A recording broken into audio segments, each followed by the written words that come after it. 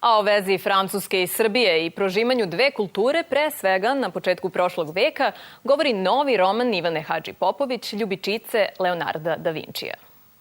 O Beogradu u doba Jorgovana ladoleži parijske avangarde, o Parizu kao oličenju modernosti, beogradsku i parijsku patinu s početka 20. veka u priči o stvaranju jednog dokumentarca prepliće i suprotstavlja i kroz prizmu sopstvene porodice unuka beogradske arhitektice Danice, književne junakinje i one stvarne, koja je projektovala električnu centralu koja je prvi put osvetlila Beograd iz Skenderbegove ulice, za koju je 1925. godine dobila nagradu Francuske na velikoj izložbi dizajna i arhitekture u Parizu.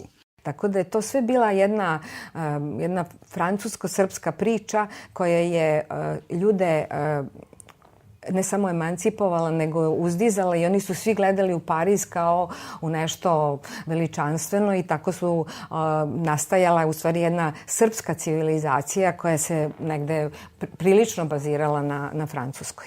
To je epoha kada nastaje profesorska kolonija, elitni kraj Beograda u kome se mi sada nalazimo, gde je živelo 60-ak profesora univerziteta i što je mesto zbivanja mog romana.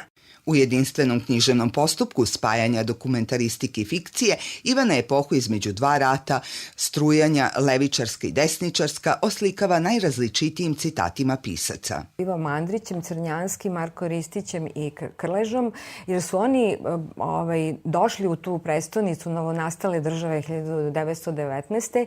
i njihov odnos koji je vrlo bio, kako da kažem, zanimljiv i dramatičan u stvari, međusobni, nekako je napravio i tu epohu i taj duh Beograda.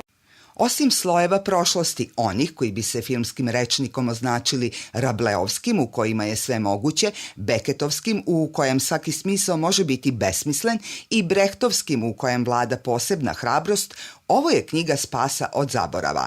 Marcel Proust je otkrio da čitav prošli svet može da stane u zalogaj jednog kolačića. Prošli svet naše kulture stao je u jednom kvartu.